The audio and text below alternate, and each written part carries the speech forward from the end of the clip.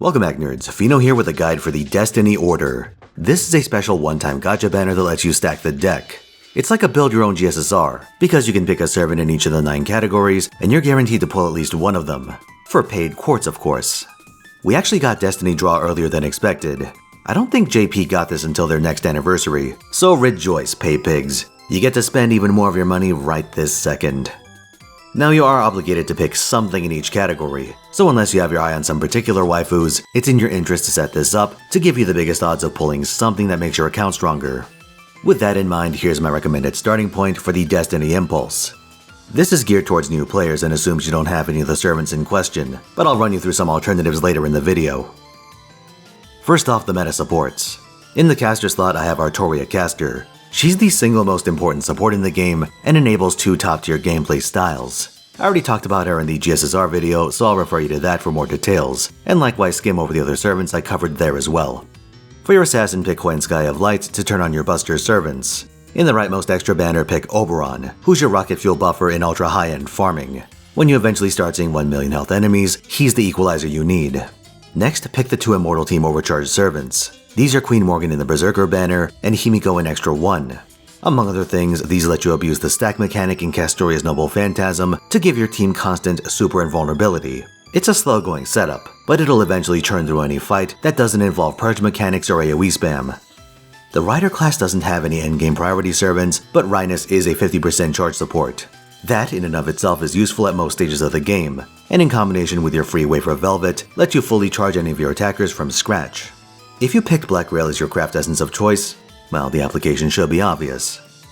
Rhaenys becomes more niche as you obtain the other key supports, but her Noble Phantasm has useful properties like nullifying your team's defensive class disadvantage. Against crit-happy Berserker bosses, that can make the difference, so she's nice to have in your back pocket. The 3 Knight classes don't have absolute must-roll servants in the same way that the other classes do, but I can recommend some power picks. In the Lancer class, Melusine is the standout option. She works in both single target and AoE configurations, and is a beat stick that rewards continued investment. Very handy as both a high-end farmer and a boss killer. Over in the Archer class, I'd recommend Squirtoria. For single target archers, the gap between her and the free-to-play alternatives is huge. She can fire off Excalibur Vivian turn after turn, and you might not be impressed by the 70% drain chance on it, but because you're rolling the dice so often, enough of these will eventually proc to seriously hamper your enemy. Finally, we come to the Saber slot. Benienma is your overall best choice here in terms of utility. She has AoE purge resistance on her skill, something very rare and very useful. Mass purge mechanics are often run-ending when they do come up, so having a no button is pretty nice. That said, she's not irreplaceable on this front. Single target purge resistance is easier to obtain, and you can get it from Zhu Fu or Santa Nightingale and just change your strategy to sack your other frontliners. But Benienma isn't just an anti-purge support. She's a formidable attacker in her own right, wielding the combo of anti-chaotic and anti-evil damage. Both of those are common alignments, and it's also pretty common for enemy servants to be chaotic evil, meaning they get double whammied. The only real downside is that her NP's hit count isn't great, meaning you're at the mercy of face card RNG or backline chargers if you want to spam it. This combination is your best starting point for Destiny, the Taken King, but let's say you have some of these already. Then you have a much more interesting problem, which is to figure out where you're better off getting new servants, and when you should double down and get more NP levels on the existing crop. So let's take a look at your alternatives before you fire off Destiny Deoxys. Poking back into the Saber class, I'd double down on Benienma as an anti-chaotic and anti-evil killer. If she's already maxed out, Musashi would be my next recommendation. Her anti-buffs are a fair bit more niche, targeting alter egos and moon cancers, but she's got thunderous face card damage. After Musashi, your options become a fair bit more dilute. Charlemagne and Okita Alter are decent AoE quick sabers, I suppose. Nero Bride you don't really need since Zhu Fu does most of what you'd want from her at a lower deployment cost, and if you've gone this long without Muramasa, you could honestly just wait for the Samurai Remnant Saber, who's much more consistent and powerful. And now that I've said that, Grandpa's definitely getting a buff. Fuck you in advance, Shiro. In terms of archers, doubling down on Squirtoria is my recommended play, but you do have notable alternatives in the form of Super Orion and Gilgamesh. I've talked about all 3 in the GSSR video, so let's not linger. For Lancers, Melusine is worth getting extra NP levels on, but if you've maxed yours out, Ereshkigal and Romulus Quirinus would be next in line. I'd avoid the really old limited Lancers. They've gotten buffs and some of them hit very hard now, but they tend to be very one-dimensional attackers, and you risk them sputtering out after a single impressive turn. Moving on to Riders, you don't really need extra copies of Rhinus, so you can swap to another servant.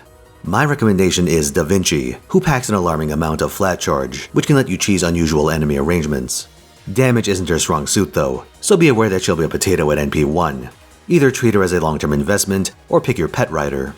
I don't think any of the other limiteds are super strong, but I'll note that Constantine got a buff on JP, and he's no longer the worst 5-star in the game.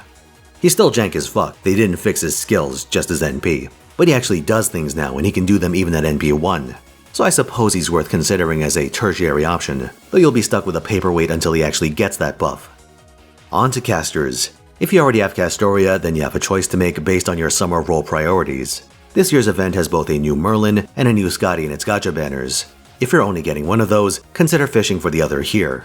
If you're getting both, prioritize Caster Scotty since you can run both her and the new Scotty in the same team to cheat in fights that stop you from running duplicate servants. If you have all three, you have a conundrum. Both Castoria and Merlin benefit from extra NP levels. For Castoria, I'd say NP2 is worth pursuing, since they let you store charge past 100%. Some bosses have recurring charge drain as a mechanic, and much like AoE purges, this can turn into a run-ending problem. Merlin's Garden of Avalon has a recurring heal that scales with its NP level, so getting more copies is a benefit to both the Immortal team and some weird, gimmicky Merlin solos that occasionally work. Alternatively, Miss Crane is a good get, and her NP's attack buff scales with levels, so going deep on her is also good. If I had to give a priority order, I'd go with this from the top. NP1 Castoria, then NP1 Scotty and Merlin. Between the two, you need to choose based on your summer gacha plans. Then Miss Crane NP1. After that, Castoria NP2. Then NP levels of Merlin and Miss Crane. There are diminishing returns on NP levels, so you can keep them on par with each other. After that, Castoria NP3 and above. Once you exhaust all those options, you can even pick a general pool support like Tamamo if you don't have her yet. Then attackers come up for consideration. Izumo no Okuni and Murasaki are my recommendations at this point, depending on whether you want a single target or AoE anti-demonic servant. If you pick Okuni, I demand you call this the Destiny of the Shrine Maiden. Moving on to assassins, you could keep going on Koyanskaya, who has an offensive noble phantasm, but instead I'd recommend Kama or First Asan. The latter just got immensely stronger with the Mighty Chain update, and he can spam Azrael even in solo setups now, so NP levels on those two will pay dividends. Going from 0 to 1, I'd say First Asan gives you more immediate bang for your buck. For Berserkers, you could honestly just pick the same crew from the GSSR's Berserker banner too. Summer Musashi and Arjuna are top tier alternatives to Morgan, so I'd go with whichever you like using the most. Or if you plan to roll in that particular banner, do the GSSR first and then double down on whatever you get for Destiny's Child, assuming you already have Morgan at NP1. If you have all three of these maxed out, pick whatever I guess. I will make a recommendation for Kintoki and MHX Alter. The former has a fast NP animation and 50% battery, making him exceptionally good in indirect PvP situations where you're trying to gobble up raids before anyone else gets to them. As for Echan, she obliterates good aligned and saber servants, which is a nice trick to have up your sleeve. Moving on to Extra 1, you don't really need multiple copies of Himiko, so swap over to Taira no Kagekyo for a powerful solo potential.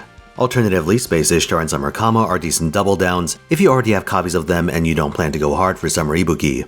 After that, consider a copy of Sherlock for his protection piercing buff package. Lastly, we have Extra 2.